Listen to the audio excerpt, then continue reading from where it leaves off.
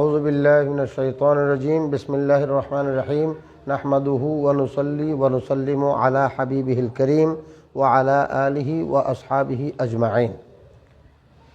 মসজিদের ভিতরে জানাজার নামাজ পড়া যায় কিনা এক ব্যক্তি আমাকে প্রশ্ন করেছেন। তার জবাবে আমি ওই ব্যক্তির প্রশ্নের জবাব এবং সকল মুসলমানদের এই সংক্রান্ত প্রশ্নের জবাবে আরজ করতে চাই। সরাসরি হাদিস শরীফের মধ্যে মসজিদে জানাজা পড়া নিষেধ করা হয়েছে। রাসূলুল্লাহ সাল্লাল্লাহু আলাইহি ওয়াসাল্লাম ইরশাদ করেছেন, মুসলিম শরীফের হাদিস, মান সাল্লা আলা জানাজাতিন ফিল মসজিদে ফালা শাইয়া লাহু। মসজিদের মধ্যে কেউ জানাজার নামাজ পড়লে সেই ব্যক্তি নামাজ হবে না। এই ফালা শাইয়া লাহুর তফসির করেছেন ফালা আজরা লাহু, কেউ কেউ বলছেন ফালা সলাত লাহু, অর্থাৎ তার নামাজ হবে না অথবা তার নামাজের কোনো বিনিময় পাবে না, নামাজের সওয়াব পাবে না। তো এই হাদিসকে ভিত্তি করে ওলামা একরাম বুজুর্গানে দিন সিদ্ধান্তে পৌঁছেছেন যে নামাজের মধ্যে মসজিদের মধ্যে জানাজার নামাজ পড়া মকরুহে তাহরিমি, এবং সেই মকরুহে তাহরিমি মইয়ত মসজিদের বাইরে হোক বা মইয়ত মসজিদের ভিতরে হোক, মানুষ বাইরে হোক বা মানুষ ভিতরে হোক, মতলকান এটা মকরুহে তাহরিমি। বাহারে শরীয়তের মধ্যেও সেই কথাটা কিতাবুল জানায়েজের মধ্যে এসেছে 31 নম্বর প্রশ্নের জবাবে, কিতাবুল জানায়েজ 4 নম্বর হিস্সা। তারপরে তনবীরুল আবসার ফতোয়ার কিতাব, তনবীরুল আবসারের মধ্যে এসেছে তনবীরুল আবসার মানে এটা উঁচু তবকার ফতোয়ার কিতাব, সে এবং রদ্দুল মুখতার, দুরুল মুখতার এদের সরা, এগুলো তনবীরুল আবসারের সরা হচ্ছে দুরুল মুখতার, দুরুল মুখতারের সরা হচ্ছে রদ্দুল মুখতার, সেখানে রদ্দুল মুখতারকে ফতোয়া শামী বলা হয়। এই ফতোয়া শামীর প্রথম খণ্ডে 123 নম্বর পৃষ্ঠায় বলা হয়েছে তনবীরুল আবসারের রেফারেন্সে যে কারিহাত তাহরিমান ফি মসজিদে জামাতিন হিয়া ওয়াখতালাফু ফিল খারেজা, অর্থাৎ জানাজার মধ্যে, অর্থাৎ কারিহাত তাহরিমান ফি মসজিদে জামাতিন হিয়া ফিহি, জানাজার নামাজ মসজিদের মধ্যে জামাতের সাথে পড়াটা মকরু তাহরিমি, এবং এই জানাজার লাশটা মসজিদের বাইরে থাকুক আর ভিতরে থাকুক। তবে মসজিদের লাশ বাইরে রাখলে ভিতরে মানুষ দাঁড়ালে সেখানে কিলওয়ালা কেউ এটাকে জায়েজ বলেছেন, কিন্তু ওয়াল মুখতার সর্বসম্মত মতামত হচ্ছে যে আল কারাহাতু মতলাকান, মুতলকভাবে কোনো কন্ডিশন ছাড়া আমভাবে সাধারণভাবে এটা মকরু। তো জুমার দিন জানাজা আসলে আরেকটা প্রশ্ন আসছে, জুমার দিন জানাজা আসলে জুমা পড়ার পরে সুন্নতগুলো পড়বে নাকি জানাজা পড়বে? তখন সেখানেও সিদ্ধান্ত হচ্ছে যে সুন্নতে মোরাতাবা, যেগুলো সুন্নতে ওয়াক্তি আছে সেগুলো পড়েই জানাজা পড়বে। অবশ্যই এর বিপরীতেও কেউ কেউ বলছেন না, যেহেতু জানাজা ওয়াজিব বা ফরজে কিফায়া, এই জন্য আগে পড়ে ফেলবে। রসুল পাক সাল্লাল্লাহু আলাইহি ওয়াসাল্লাম নিজের সন্তান হযরতে ইব্রাহিম রাদিয়াল্লাহু তাআলা আনহুর জানাজাও মসজিদে পড়ে নাই। নাজ্জাশীর জানাজা যেটা খবর আসছে, আল্লাহ রসুল পাক সাল্লাল্লাহু আলাইহি ওয়াসাল্লাম নাজ্জাশীর জানাজা সেটাও মসজিদে না পড়ে বাইরে পড়েছেন, নাজ্জাশীর জানাজাও বাইরে পড়েছেন। সকল সাহাবায়ে কেরাম কিতাবুল আবাতিল ওয়াল মানাকির ওয়াস সিহাব ওয়াল মাশাহির, এই কিতাবের মধ্যে 227 নম্বর পৃষ্ঠা এবং 441 নম্বর হাদিস এখানে নকল করেছেন। সকল সাহাবায়ে কেরাম এবং সকল তাবিনদের ঐক্যমত সিদ্ধান্ত হচ্ছে মসজিদের মধ্যে জানাজা পড়া জায়েজ নাই। হযরতে সাদ ইবনে আবি ওয়াক্কাস রাদিয়াল্লাহু আনহু আশারা মুবাশশারার সর্বশেষ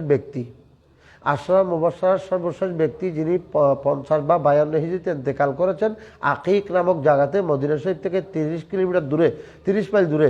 তো সাহাবায়ে কেরাম যেহেতু সর্বশেষ উনি ইন্তেকাল করেছেন, তাহার জানাজাটা বড় করে ওনার খাটিয়ার মধ্যে লম্বা করে বাঁশ এবং টাঙ্গিয়ে সবাই কাঁধে নেওয়ার সৌভাগ্য অর্জন করেছেন। সেই সাদ বিন আবি ওয়াক্কাস রাদিয়াল্লাহু তাআলা আনহু, তাহার জানাজা যখন মদিনা শরীফে উপস্থিত হলো, তখন হযরত আয়েশা সিদ্দিকা সকল সাহাবাদেরকে অনুরোধ করেছেন ওনার জানাজাটা যাতে মসজিদে হয়, মসজিদে হলে মসজিদে নববীর সাথে যেহেতু আয়েশা সিদ্দিকার কামরা লাগানো, সে কারণে উনিও জানাজার মধ্যে অংশগ্রহণ করতে পারবেন, সেই কারণে অনুরোধ করেছেন। কিন্তু সাহাবা একরাম হযরত আয়েশা সিদ্দিকার অনুরোধ রক্ষা করে নাই, যদিও বা আয়েশা সিদ্দিকা সবার সম্মানিত, যেহেতু মসজিদে জানাজা আল্লাহ রসুল নিষেধ করেছেন, সেই কারণে আয়েশা সিদ্দিকার অনুরোধ পর্যন্ত রক্ষা করেন নাই, অর্থাৎ মসজিদের মধ্যে কোনো জানাজার সিস্টেম নেই।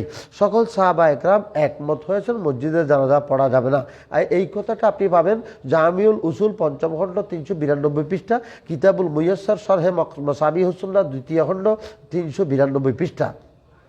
এবং এই সরকারি জামানা সাল্লাল্লাহু আলাইহি ওয়াসাল্লামের জামানা থেকে শুরু করে এই পর্যন্ত যুগ যুগ ধরে মসজিদেই জানাজা পড়া হয় নাই, মসজিদের বাইরেই জানাজা পড়েছেন, কারণ এটা সুন্নত নয়, মসজিদে জানাজা পড়া সুন্নত নয়। ওমর ইবনে আব্দুল আজিজ রাদিয়াল্লাহু তাআলা যখন তিনি খলিফা ছিলেন ১৯৯ হিজরি থেকে ১০২ পর্যন্ত, ১০১ পর্যন্ত, সেই সময়ে মসজিদে নববীর মধ্যে অলরেডি পাহারা নিয়োগ করেছেন, কেউ যাতে মসজিদের নববীর ভিতরে কি করতে না পারে, জানাজা পড়তে না পারে। তো এই কথাটা পাবেন আপনি আন-নাসিখ ওয়াল মানসুখ ফি হাদিসিন আখার ফি সলাতি আলাল জানাজা ফিল মসজিদে, এটা ১৮৯ পৃষ্ঠার মধ্যে, এই কিতাবের ১৮৯ পৃষ্ঠার মধ্যে এই কথাটা আছে যে হযরত ওমর বিন আব্দুল আজিজ রাদিয়াল্লাহু তাআলা মসজিদ নববীর গেটের মধ্যে পাহারাদার নিয়োগ করে রাখতেন, যাতে করে কেউ মসজিদে জানাজা পড়তে না পারে। এই কথাটা আরও লেখা আছে তারিখুল মদিনা লিইবনে নজ্জার ২২১ নম্বর পৃষ্ঠা, তারিখুল মক্কাতুল মুশাররফা ওয়াল মদিনাতুল মুনাওয়ারা এই কিতাবের ফসলে সাদেসের ২৮২ নম্বর পৃষ্ঠা। অতএব সর্বশেষ কথা, চূড়ান্ত কথা, মসজিদে মুতলাকান কোনো ভাবে নামাজে জানাজা নিষেধ, মসজিদ ভিতরে থাকুক বা বাইরে থাকুক, মুসল্লি ভিতরে থাকুক বা বাইরে থাকুক, সর্বাবস্থায় মসজিদের মধ্যে জানাজার নামাজ পড়া মাকরুহে তাহরিমি। ইমামে তহাবি রাদিয়াল্লাহু তাআলা আনহু, ইমাম আবু জাফর আহমদ বিন মুহাম্মদ বিন সালামা তহাবি রাদিয়াল্লাহু তাআলা আনহু, যিনি হানাফি মাযহাবের ব্যারিস্টার তো আছেই এবং বড় হাদিসের ইমাম, ফিকহেরও ইমাম, সে আবু জাফর তহাবি শরহে মাআনিল আসার এই কিতাবের মধ্যে, কিতাবুল জানাজা চ্যাপ্টারের মধ্যে এই কথা স্পষ্ট করে বলেছেন, আমাদের আইম্মায়ে সালাসা তথা ইমাম আজম আবু হানিফা রাদিয়াল্লাহু তাআলা, ইমাম মুহাম্মদ রাদিয়াল্লাহু তাআলা, ইমাম আবু ইউসুফ রাদিয়াল্লাহু তাআলা, তিনজনের ঐক্যমত সিদ্ধান্ত হচ্ছে মসজিদে জানাজার নামাজ পড়া যাবে না, মাকরুহ হবে। এবং ইমাম মালিকও আমাদের হানাফি মাযহাবের এই কথাটা অনুসরণ করেছেন, ইমাম মালিক দারুল হিজরা। সুতরাং মসজিদে জানাজা পড়া কোনোভাবেই বৈধ নয়। তবে এখানে একটা প্রশ্ন, ঝড় তুফান হলে, বন্যা হলে, পরিস্থিতির শিকার হলে, তীব্র কোনো একটা পরিবেশ বা প্রতিকূল পরিস্থিতি হলে তখন মসজিদে পড়া জায়েজ যে নয়, অনুমতি আছে, কথা বেশ কম আছে। একটা হচ্ছে জায়েজ থাকা, একটা হচ্ছে অনুমতি থাকা, অনুমতি আছে। এখন আরেকটা প্রশ্ন করেছেন যে কেউ যদি মসজিদে জানাজা পড়ে ফেলেছে তার জানাজা হবে কিনা। এখন কোনো ব্যক্তি আর্দে মকসুবা মানে ওই জবরদখলকৃত জায়গার মধ্যে যদি ৫ ওয়াক্ত নামাজ পড়ে, সেখানে নামাজ হয়ে যাবে, সওয়াব হবে কিনা এটা আল্লাহর ব্যাপার, ইনদাল্লাহ। তো আল্লাহ পাক সুবহানাহু ওয়া তাআলা তাকে সওয়াব দিবেন বা না দিবেন সেটা ঠিক একইভাবে মসজিদে জানাজার নামাজ পড়া মাকরুহ। এরপরও কেউ যদি জোর করে পড়ে ফেলে, ফুকাহায়ে কেরামের কেউ সিদ্ধান্ত দিচ্ছেন নামাজ হয়ে যাবে, তবে পড়নেওয়ালা যারা মুসল্লি তারা খেলাফে সুন্নত করার কারণে গুনাহগার হবে, খেলাফে সুন্নত হওয়ার কারণে গুনাহগার হবে। রদ্দুল মুখতার কিতাবুস সালাত বাবু সালাতিল জানায়েজ মতলব ফি কারাহাতে সালাতিল জানাজাতে ফিল মসজিদ, এখানে স্পষ্টভাবে এই কথাটাই বলা হয়েছে যে সালাতুল জানাজাতে আলাল মসজিদে মতলাকান মাকরুহ, মতলাকান একেবারে সাধারণভাবে মাকরুহ, এখানে কোনো ধরনের কন্ডিশন দেওয়া হয় নাই। এই কথাটা বাহারের রায়েকের রেফারেন্সে আল্লামা হালাবিও এনেছেন এবং আশবাহের মধ্যে এসেছে, কিতাবুল আশবাহ ওয়ান নাযায়ের আল্লামা ইবনে রুজাইম মুসলিম, সেখানে ইজতামাআত জানাজাতুন ওয়া সুন্নাতুন, এটা আরেক প্রসঙ্গ, জানাজা এবং সুন্নত নামাজ মধ্যে কোনটা আগে পড়বে বলা হচ্ছে ইজতামাআত জানাজাতুন ওয়া সুন্নাতুন ওয়াক্তিয়া, তখন কুদ্দিমাতুল জানাজা, জানাজাকে আগে পড়তে হবে। এটা আরেকটা প্রশ্ন যেটা আসছে সেটার উত্তর দিলাম।